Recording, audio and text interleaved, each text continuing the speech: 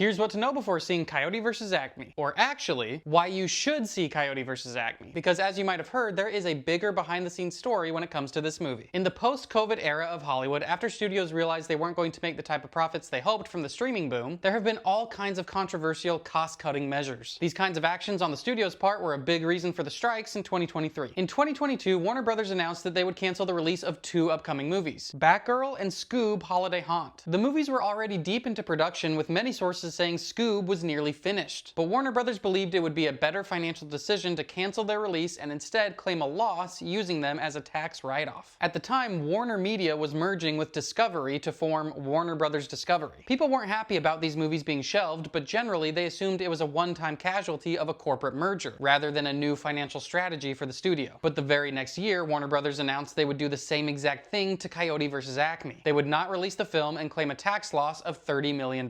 One big difference here is that Coyote vs. Acme was 100% a completed movie. Not only that, but it had already gone through test screenings and had received great scores from audiences. Have you ever pulled the ripcord of your parachute and only a bunch of silverware comes out?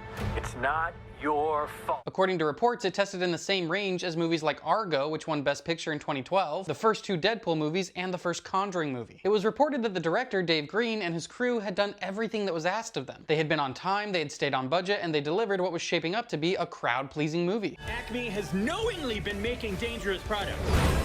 So when the cancellation happened, the studio received a lot of pushback. Phil Lord, the co-writer and director of this year's Project Hail Mary, said at the time, "Is it anti-competitive if one of the biggest movie studios in the world shuns the marketplace in order to use a tax loophole to write off an entire movie so they can more easily merge with one of the other biggest movie studios in the world? Because it seems anti-competitive." In the past, studios had put movies in vaults or canceled them mid-production, but to not release a movie at all, one that was fully completed and that was testing well, just for a marginal tax write-off, was not a common practice. And people feared that maybe it would be in this new era of Hollywood under this new kind of leadership. A congressman in Texas said the tactic of scrapping fully made films for tax breaks is predatory and anti-competitive. It's like burning down a building for the insurance money. That is for you. All I gotta do is walk out the store right now. Please don't.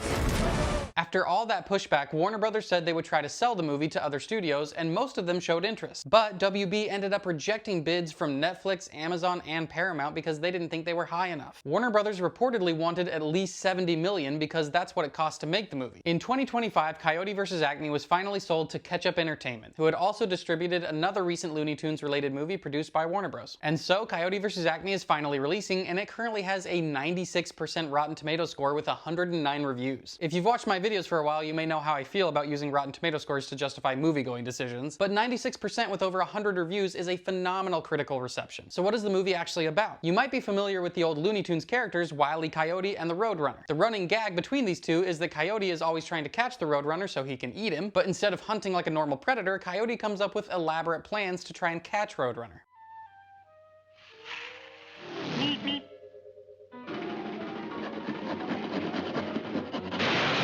And most of these plans involve him ordering products from the Acme Corporation. And as you might have guessed, the joke is that Coyote's schemes never work. Roadrunner always gets away easily because Coyote's plans blow up in his face. Sometimes literally because the Acme products don't really work.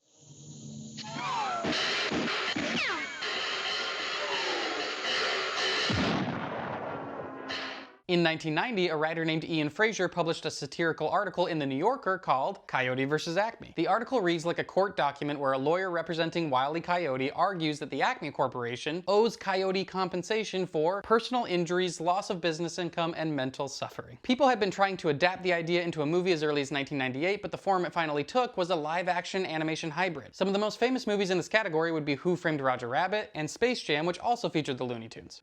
Oh, look out for that first step, Doc. It's a real Lulu. There was also the recent Disney movie Chip 'n Dale Rescue Rangers. And then smuggle him overseas to a black market studio, where he will spend the rest of his life being forced to make terrible bootleg movies. This subgenre of movies tends to utilize absurdist humor because they take the slapstick tone of cartoons, but ground them in the rules of our real world. Hey, Comfort, son, you're not the first man whose wife baked patty cake on him.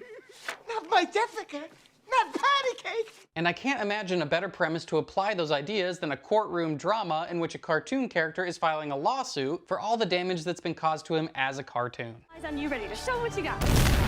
But because of the whole situation with how this movie almost never got released, there's an added bit of irony to the story. In an article they wrote, writers Aaron Couch and James Hibbard said, "The plot of Coyote vs. Acme follows the speechless, ever-determined Wile E. Coyote as he teams up with a lawyer to fight the big Acme corporation. The movie is the story of an underdog taking on a heartless company whose executives don't realize there can be real consequences to making their products blow up in your face." The guy who is taking on the biggest corporation in the world. They're suing us for every Acme product. So, are you excited to see Coyote vs. Acme? Let me know what you think.